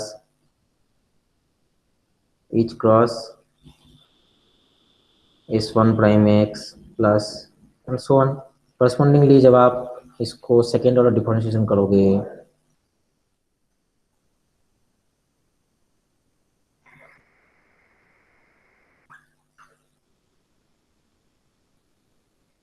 तो ये क्या हो जाएगा, सॉरी यहाँ पर ना ये जीरो का ये भी रहेगा है ना,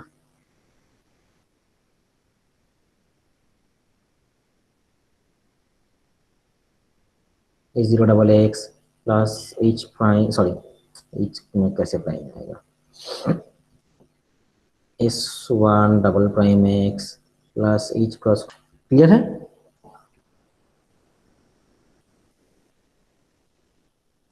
क्यों अनिश्वर अतुल? हाँ सर क्लियर है। हाँ सर। क्लियर है ना? हाँ ठीक। अच्छा बाकी लोग जुड़े हैं कि इन सब ऐसे ही है, नेहा, पार्थ, निशा, जया, प्रशांत, थोड़ा माइक ऑन करके हेलो हाय बोल दो। Yes sir. और कौन है? प्रशांत कुमार लेफ्ट हो गया है, हाँ ठीक। प्रेरणा? Yes sir. निशा भी है कि नहीं है? निशा है। दुर्गेश्वरी कौशिक, दिव्या सिंह। Yes sir. हाँ सर। हाँ ठीक है। तो आप लोग ना मतलब माइक कभी ऑन ही नहीं करते हो, तो हमें पता नहीं, मेरे को लगता है ना कि आप लोग शायद ऐसे ही जुड़े हुए सिर्फ अटेंडेंस के लिए करते हैं। वो दिक्कत वाली बात है ना, अच्छा नहीं लगता है ऐसे।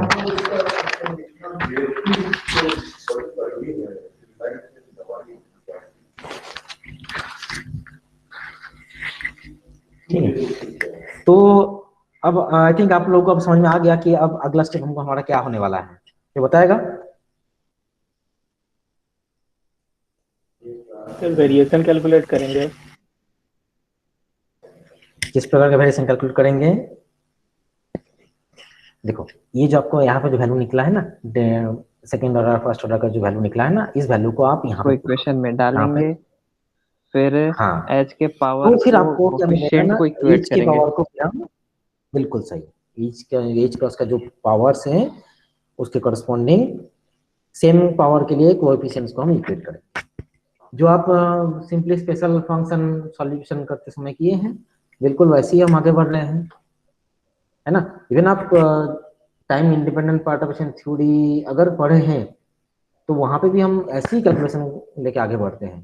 तो वहां पे जो यहाँ पे जैसे एज का उसको हम पैरामीटर माने हैं, वहाँ पे एक लैम्डा इंट्रोड्यूस होता है, तो लैम्डा का डिफरेंट पावर्स को फिर हम इक्वेट करते हैं। तो आपको ये जो वैल्यूज मिला है अभी, सेकेंड ऑर्डर डिफरेंशिएशन और फर्स्ट ऑर्डर डिफरेंशिएशन का, ये दोनों वैल्यू को आपको इक्वेशन नंबर 4 जो आपको स्क्रीन में दिख रहा है, इस इक्वेशन नंबर 4 में पुट करना है, ठीक है।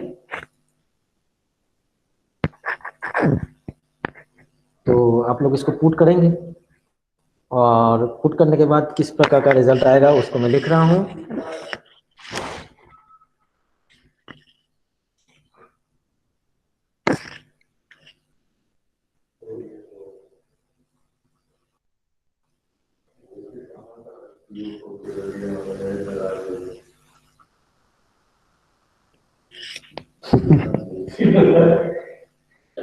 सही मत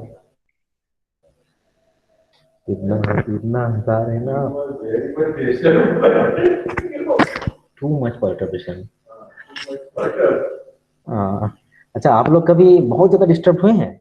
आप लोग को मैं ऐसे कैजुअली पूछ रहा हूँ, नहीं इवन सर। जब हाँ स्टैटिस्टिकल मैकेनिक्स जब सर पढ़ाते हैं, कभी डिस्टर्ब नहीं हुए? होना चाहिए, डिस्टर्ब होना जरूरी है। नहीं होता sir.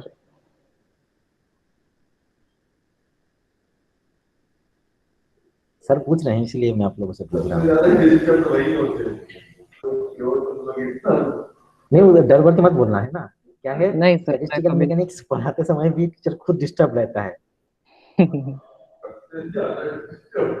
The most disturbing subject. कभी माइक्रो कभी मैक्रो, आई की जगह में ये लिख दिए तो हो गया पूरा गलत, है ना।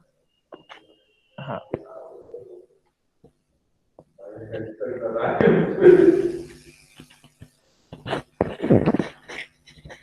चलिए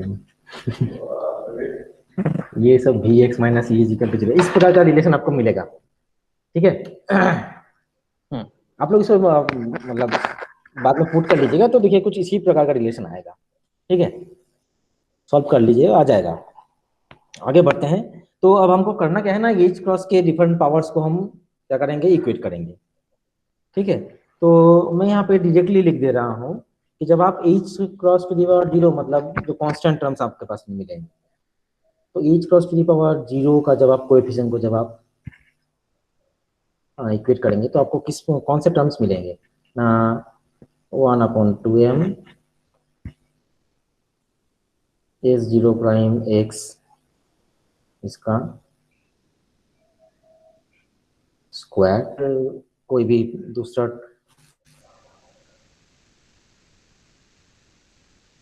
टर्मिनोलॉजी यूज किया गया होगा, आप उससे भी कर सकते हैं, ठीक है, जिसमें आपको कंफर्टेबल लगे। जब H cross to the power 1 के करस्पॉन्डिंग आप इक्वेट करोगे तो आपको क्या मिलेगा, S0 प्राइम x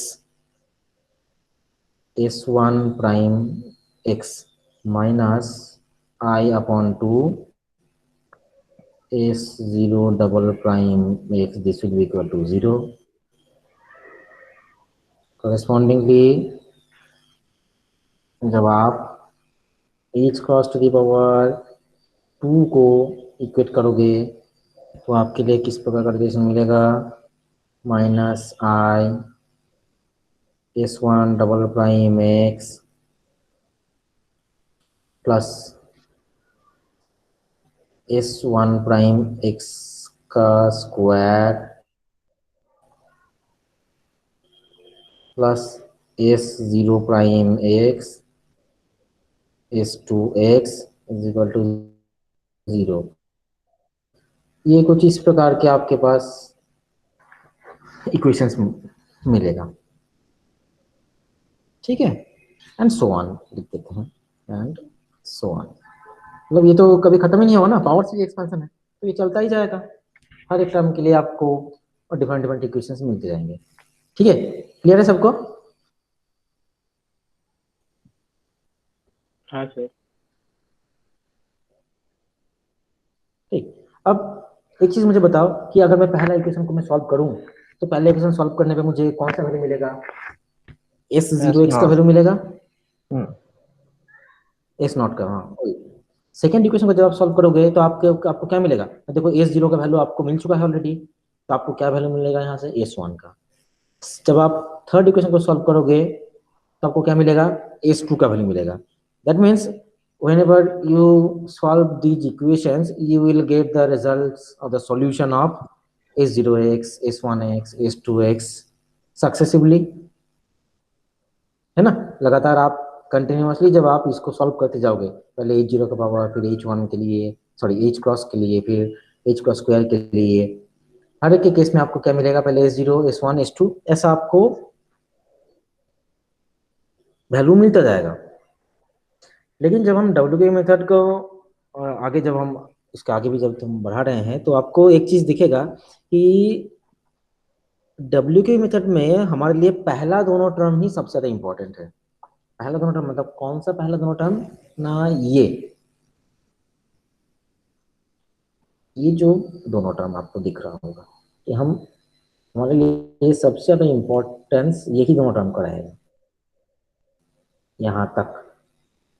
क्यों ना, H क्रॉस ये already 10 to the power minus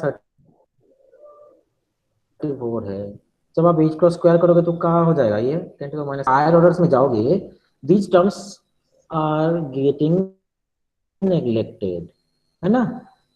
तो हमारे लिए सिर्फ ये जो पहला दोनों टर्म है, ये पहला दोनों टर्म ही हमारे लिए ज्यादा क्या बोल सकते हैं कि ज्यादा मोस्ट इम्पोर्टेंस, ठीक है, तो ये टर्म हमारे लिए ज्यादा इंपॉर्टेंट रहेगा। तो जब आप पहला टर्म को जब सॉल्व करोगे, ठीक है, अब हम सॉल्यूशन में आगे बढ़ते हैं, हम सॉल्यूशन को किस प्रकार से करेंगे, तो ठीक है, हाँ देखो, तो जब हम पहला इक्वेशन को अगर हम सॉल्व करते हैं, ओके, पहला इक्वेशन को सॉल्व करो, पहला इक्वेशन को सॉल्व करते हैं 1/2m। हाँ, पहला इक्वेशन में क्या था, S0 प्राइम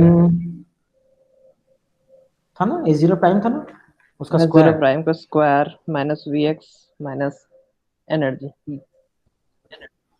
हाँ S0 प्राइम ही था, ठीक। तो यहाँ पे मैं लिखने में थोड़ा गलती कर दिया हूँ, मतलब मेरे कॉपी में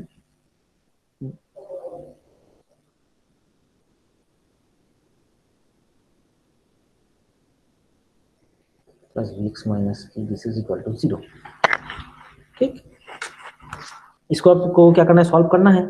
तो obviously particle in a motion which have fixed potential, तो पार्टिकल का जो टोटल जो एनर्जी हो ऑब्वियसली पोटेंशियल एनर्जी से ज्यादा है। तो अगर हमको मानने में भी अगर दिक्कत होता है तो हम इस ई ग्रेटर देन भी, ये फंक्शन ऑफ एक्स, इस केस को हम क्या कर लेंगे ना, हमारे पास एक बहुत ही एकदम ब्रह्मास्त्र है कि एज्यूम एज्यूम करो ई ग्रेटर देन भी एक्स, तो हम मान लेते हैं कि हाँ हाँ सर ठीक है आगे बढ़ सकते हैं ई ग्रेटर देन भी एक्स, है ना। तो हम इस ब्रह्मास्त्र को यहाँ पे यूज कर रहे हैं कि एज्यूम ई ग्रेटर देन भी एक्स, ठीक है। तो अगर ये ई ग्रेटर देन भी एक्स, अगर ये जो कंडीशन है, इस कंडीशन के अकॉर्डिंग हम क्या मतलब एक थियोरिटिकल अप्रोच लगा सकते हैं, क्लासिकल और क्वांटम रिलेटेड। देखो मैं आप लोगों मुझे तो देखो ई ग्रेटर देन भी एक्स है ना, ई ग्रेटर देन, मैं यहाँ पे भी लिख रहा हूँ, ठीक है, थोड़ा अच्छे से समझ लेना, मुझे अभी ये दिमाग में आया। ई ग्रेटर देन भी है, दैट मीन्स ई माइनस भी, this is greater than 0।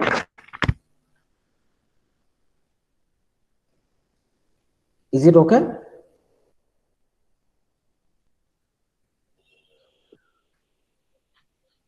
Yes sir.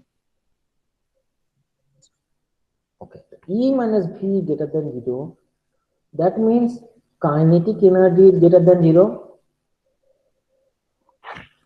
Is it clear? हाँ हाँ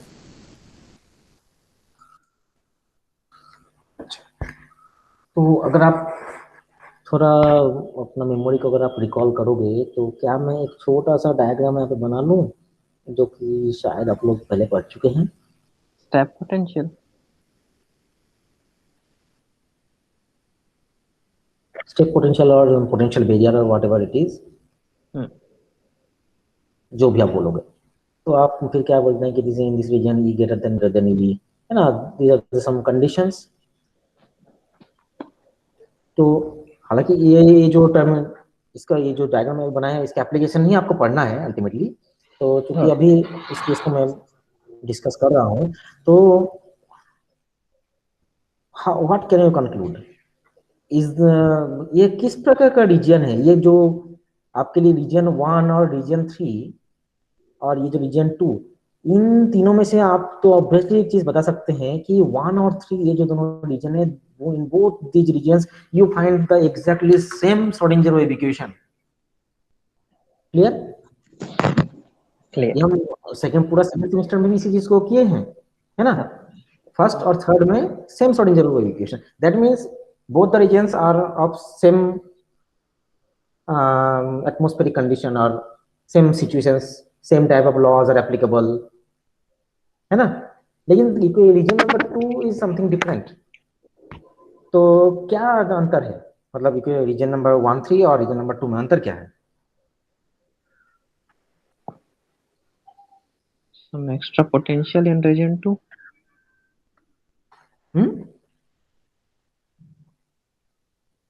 कोई बताएगा? नेहा जुड़ी है क्या क्लास में? हाँ नेहा है, नेहा बताओ जरा। माइक ऑन रखो आप लोग, कोई दिक्कत नहीं है, माइक ऑन रखो, अगर डिस्टर्बेंस नहीं है तो माइक ऑन रखो। अतुल बताओ, नेहा बताओ नहीं कि पता जिस में हम बोल रहे हैं कि ई ग्रेटर देन भी, उस रीजन हमारे लिए क्या है? इज दिस अ क्लासिकल और क्वांटम? चलो मैं ऑप्शन दे दिया, क्लासिकल होगा सर। क्लासिकल रीजन है। सिमिलरली रीजन नंबर 3 भी आपके लिए क्या है? क्लासिकल रीजन है। But whenever you try to enter from region number 1 to 2 and then try to escape from 2 to 3, you have to suffer transition region, है ना। आप एक ट्रांजिशन रीजन और एक स्पेसिफिकली ट्रांजिशन किसी पर्टिकुलर पॉइंट के through में आप रीजन नंबर 1 से रीजन नंबर 3 2 में एंटर करते हैं और फिर 2 से 3 में बाहर जाते हैं, ठीक। तो आप एक पर्टिकुलर बाउंड्री से और स्पेसिफिकली पर्टिकुलर पॉइंट के थ्रू में आपका particle classical to quantum and then quantum to classical region में इसका टोटल मोशन एग्जीक्यूट होगा। Both of that particular points are known as turning points. क्या बोलते हैं? टर्निंग पॉइंट बोला जाता है, क्लासिकल टर्निंग पॉइंट। इसके बारे में मैं एक दिन जब एप्लीकेशंस पढ़ेंगे उसमें मैं इसको फिर से डिस्कस करूंगा। बात जब आ गया तो मैं बता दिया कि these are called classical turning points. ठीक है, क्लासिकल टर्निंग पॉइंट क्यों, क्लासिकल टर्निंग पॉइंट क्यों ना, इन दोनों पॉइंट ऐसा है जहां जहां पे आपका क्वांटम और क्लासिकल जो दोनों रीजियन है, इन दोनों रीजियन के बीच में एक कनेक्शन है। That means there are certain conditions which the particle must follow so that it can enter into the region number 2 and escape from region number 2 to 3। ठीक है, क्लियर है सबको? आगे बढ़े। हाँ सर। आगे बढ़ते हैं। तो इस इक्वेशन नंबर 1 का जब आप सॉल्यूशन को निकालोगे तो ये सॉल्यूशन किस प्रकार का होगा? ऑब्वियसली सॉल्यूशन में कोई चेंज नहीं होगा, S0 का वैल्यू निकलेगा S0x and this will be equal to some plus minus integral of x prime dx prime. हम यहाँ पे x को एक वेरिएबल क्वांटिटी, सॉरी वेरिएबल बोलना ज़्यादा सही नहीं होगा, बट चूंकि पार्टिकल इन मोशन बताया जा रहा है ना, पार्टिकल इन मोशन बताया जा रहा है, तो इस पार्टिकल इन मोशन के लिए एक्स तो ऑब्वियसली चेंज तो होगा ही, लेकिन अब हाँ, जब यहाँ पे मैं बोल रहा हूँ कि X is changing but V X is a constant, then how will you differentiate both the cases? कोई बताएगा मुझे?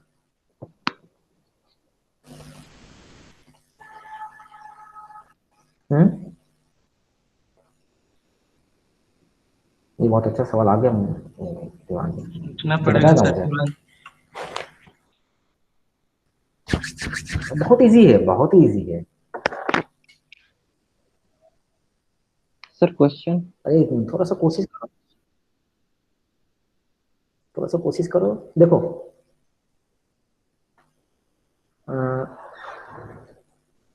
मैं आप लोगों को ना वीडियो ऑन करके बता देता हूँ। Am I visible to all of you? दिख रहा हूँ क्या मैं? नहीं सर। नहीं दिख रहा हूँ? हाँ आप दिख रहे हैं। दिख रहा हूँ। तो देखो, ये suppose this is the particle और whatever the material you want to choose, और पार्टिकल का मोशन किस प्रकार का है ना, ये ऐसा जा रहा है, particle in one dimension motion. ठीक, तो पार्टिकल अगर मान लो मैं यहाँ से स्टार्ट कर रहा हूँ पार्टिकल का मोशन, और अब ये जा रहा है स्क्रीन के इस साइड तक। ठीक है, तो पार्टिकल तो this point two this point ये चेंज हो गया, लेकिन पार्टिकल जब इस पोजीशन में था, यहाँ पे भी जो हाइट में था, इस हाइट में भी वही है। तो अगर आप एक स्पेसिफिक कोई रेफरेंस फ्रेम और रेफरेंस लाइन को जब आप यूज करोगे, उस पर्टिकुलर पॉइंट और रेफरेंस लाइन के रेस्पेक्ट में पोटेंशियल एनर्जी का चेंज हम कैसे बोलते हैं कि यहाँ मतलब with respect to the zero frame उसका डिस्टेंस कितना है, हाइट कितना है, तो यहाँ पे हाइट में कोई चेंज होगा ही नहीं।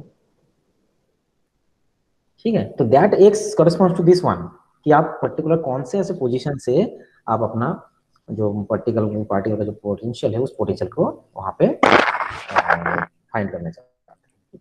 तो इसीलिए यहाँ पे प्राइम टर्म को यूज किया गया है। और ये जो लिमिटिंग कंडीशन है, इस लिमिटिंग कंडीशन में मैं यहाँ पे अभी एक्स लिख के छोड़ देता हूँ। एक्स लिख के इसलिए छोड़ रहा हूँ क्योंकि पार्टिकल जब E ग्रेटर देन V0 है, ये जो केस अभी आप जो चीज आप लोग पहले भी पढ़ चुके हैं, इन सारे केसेस में आपको फिर क्या मिलता है कि पार्टिकल क्या होगा, पहले यहाँ पे जाके हिट करेगा, फिर वापस आएगा कुछ पोर्शन, फिर कुछ पोर्शन अंदर जाएगा, यहाँ पे भी कुछ रिफ्लेक्शन होगा, फिर थोड़ा सा ही हिस्सा आगे बढ़ पाता है, बाकी फिर यहाँ से कोई भी रिटर्निंग टर्म नहीं रहता है। ये सारे चीज आप लोग पहले पढ़ चुके हैं, है ना?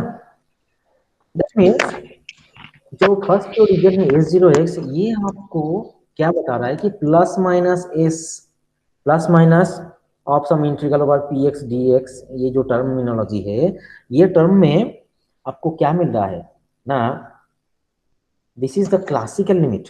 How this is the classical limit ना, प्लस माइनस ये जो टर्म दिख रहा है, प्लस माइनस टर्म में plus of integral over this and minus of integral over this, जब आप इसको सॉल्यूशन करोगे तो ऑब्वियसली हम फाइनल जब सॉल्यूशन आपको मिलेगा तो वहां पे आपको ना इंटीग्रल जो सॉरी एक्सपोनेंशियल फैक्टर आपको इन टर्म्स ऑफ वैल्यूज मिलेगा, exponential factor.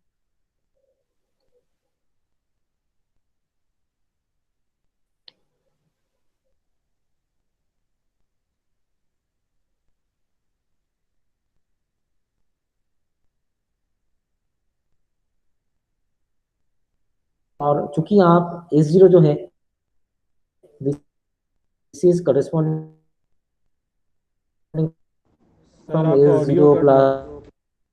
Plus of sir some sound lag हो रहा है सर।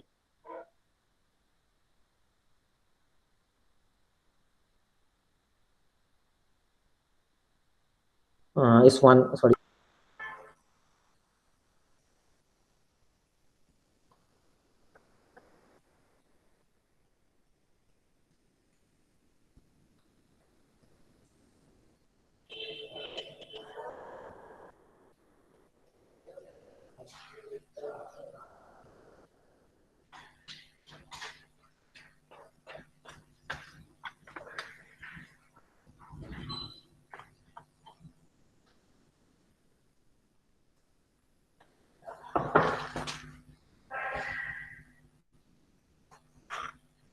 हाँ, आवाज आ रहा है आप लोगों को?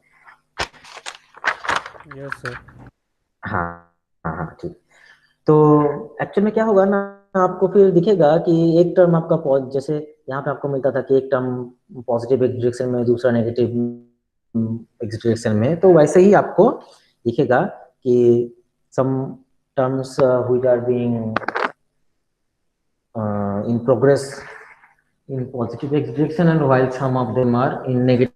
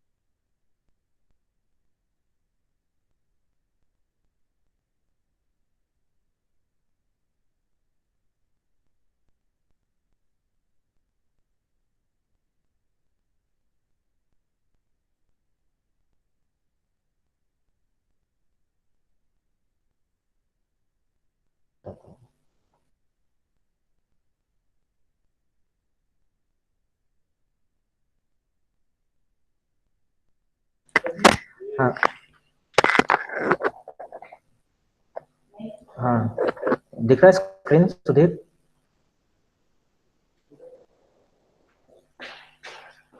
नहीं दिख रहा सर। हाँ देखो अब बताना जरा।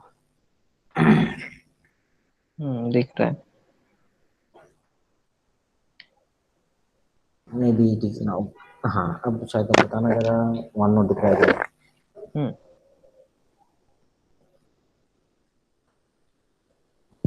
दिख रहा है ना? हाँ ठीक। तो आगे बढ़ते हैं, जुड़े हो ना सभी लोग?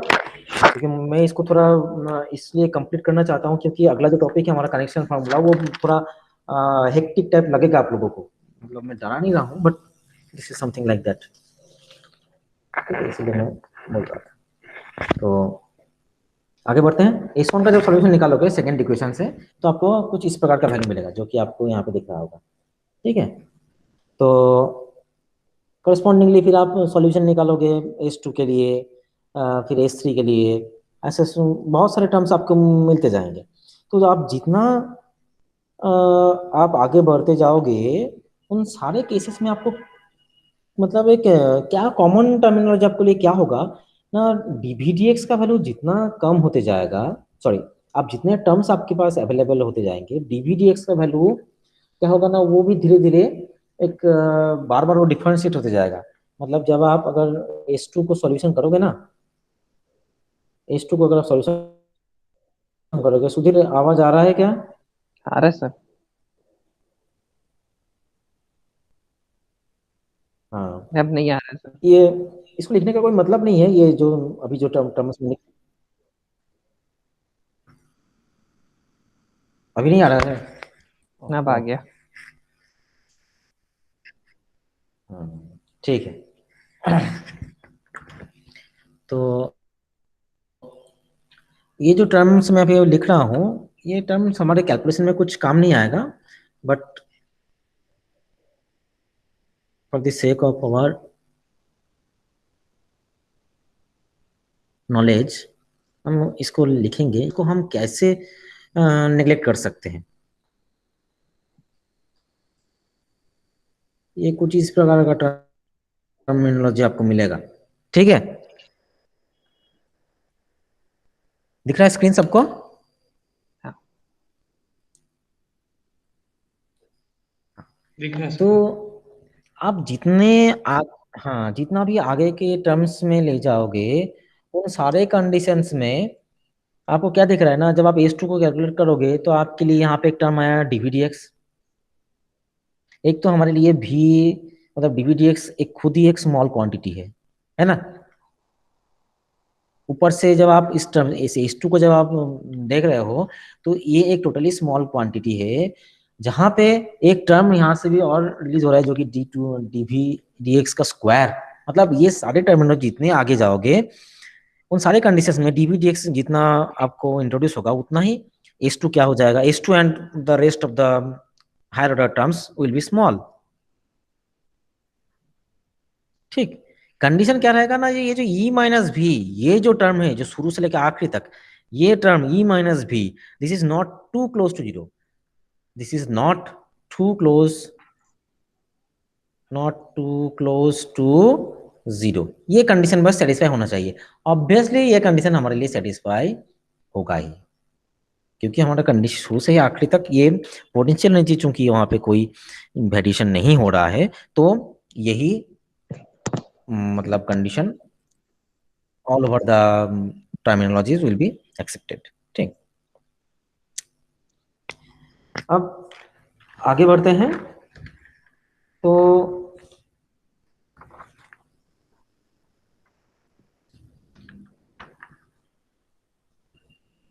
अगर हम आगे बढ़ते हैं तो आगे जितना बढ़ेंगे हम लोग इन सारे केसेस में आपको एक कॉमन टर्मिनोलॉजी, फिर से एक कॉमन टर्मिनोलॉजी हाँ किस प्रकार से इंट्रोड्यूस होगा, देखो कि अगर हमारा जो पोटेंशियल फंक्शन है Vx, this is slowly varying function of position and provided the condition E minus V, जो कि यहाँ पे लिखा गया E minus V is not too close to zero or simply is not too small, then we can retain the first two terms of the expression of that particular equation,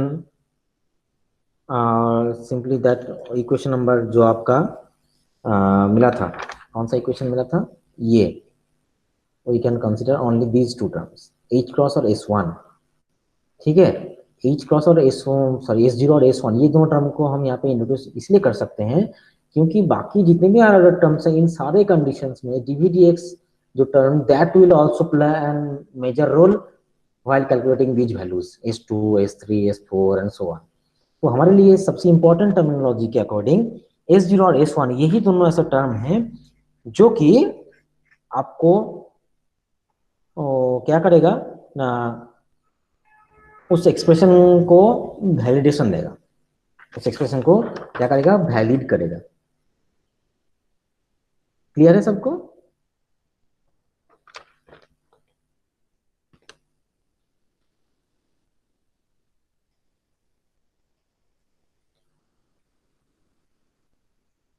हाँ sir.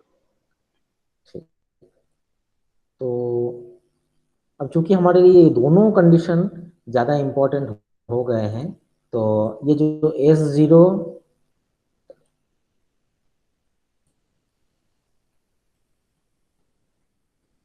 ये दोनों term, ये S0 और ये S1 वाला, ये जो दोनों टर्म है, इन दोनों टर्म को हम क्या करेंगे ना, एक कॉम्बाइन फॉर्म देंगे। तो दोनों को अगर हम कॉम्बाइन फॉर्म देंगे W के भी अप्रोक्सीमेशन को यूं मतलब वैल्यू फाइंड करने के लिए, तो उन दोनों कॉम्बाइन फॉर्म में हमारा रिजल्टेंट वैल्यू किस प्रकार का होगा ना, रिजल्टेंट वैल्यू कुछ इस प्रकार का होगा कि आपका जो वेव फंक्शन साई है, वेव फंक्शन जो साई एक्स जो वैल्यू आपको मिला था, that will be expressed as under root over p is a function of x, ठीक है, p is a function of x और क्या रहेगा, exponential plus minus i upon h cross integral to x p x prime dx prime.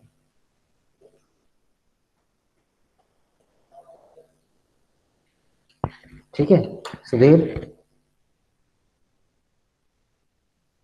Neha, अब समझ में नहीं जया, आ रहा।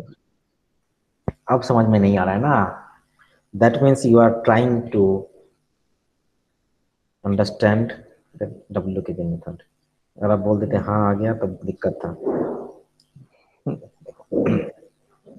जो S0 है और S1 है, ठीक, यहाँ से आपको क्या मिल सकता है बताओ। S0 और S1 का जो वैल्यू है, ये px, ये जो इंटीग्रेशन है, ये इंटीग्रेशन और ये क्या है, लॉगरिथमिक फंक्शन है ना।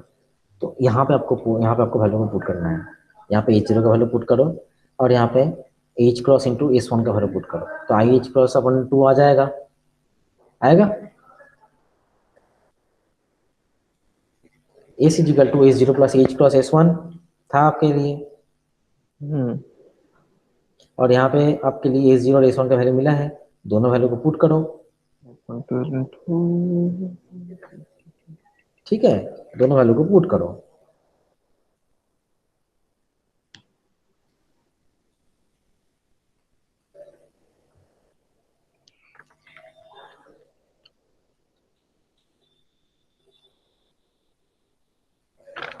ठीक, पुट करने के बाद फिर आपको जब आप साई का वैल्यू निकालोगे तो आपको कुछ इसी प्रकार का ही वैल्यू मिलेगा।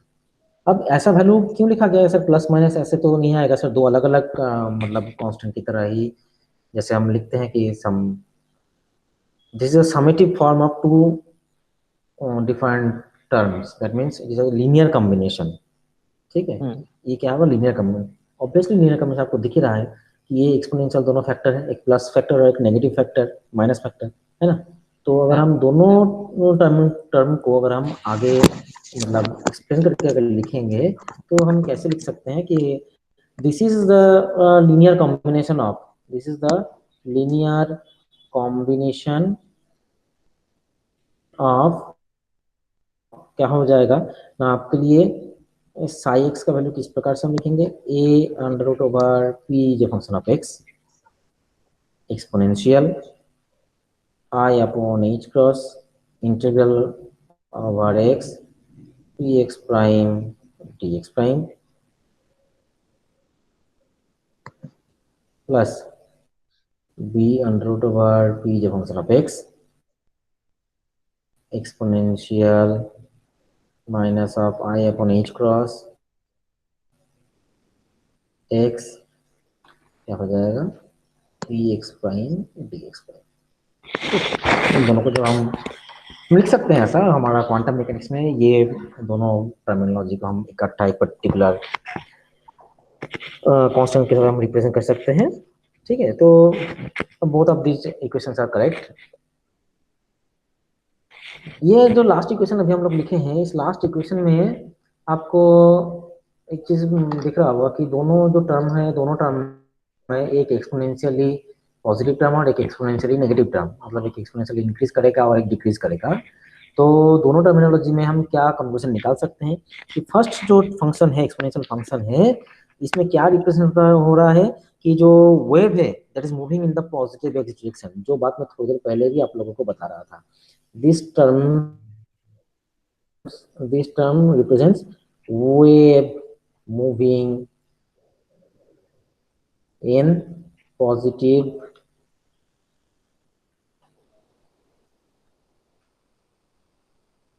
x direction। तो ऑब्वियसली ये जो टर्म है ये क्या बताएगा, वेव मूविंग इन क्या होगा, नेगेटिव एक्स डायरेक्शन। ठीक है, क्लियर है सबको? आप लोगों का जो डाउट होगा वो इस जगह में होगा, है ना, कि सर साई का वैल्यू कैसे लिखे हैं। तो ये मैं आप लोगों के ऊपर छोड़ रहा हूँ, मैं तो बता ही दूंगा। सिर्फ आपको 2-4 मैथमेटिकल स्टेप्स को यहाँ पे इंट्रोड्यूस करना है बस, और क्या। ठीक है,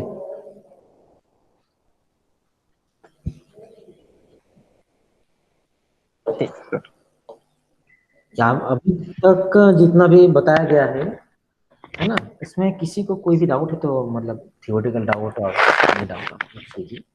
मैथमेटिकल डाउट तो एक तो मैं छोड़ ही दिया।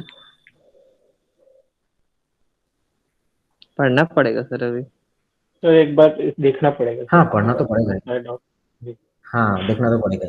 देखो, बात ऐसा है कि आप लोगों का जो आप, मुझे नहीं पता आप कौन सा अभी बुक फॉलो कर रहे होंगे, जो भी ऑथर का बुक है, सारे बुक में अच्छा गया है, लेकिन क्या बुक में पूरा मैथमेटिकल टर्म से लिखा गया है। ठीक है, थियोरेटिकल अप्रोच बहुत ही कम, मतलब बहुत कम, क्या मैं तो किसी बुक में देखा नहीं हूँ। तो मैं कोशिश किया जितना हो सके आप लोगों के साथ थोड़ा बहुत थियोरेटिकल वे में भी बात करने का।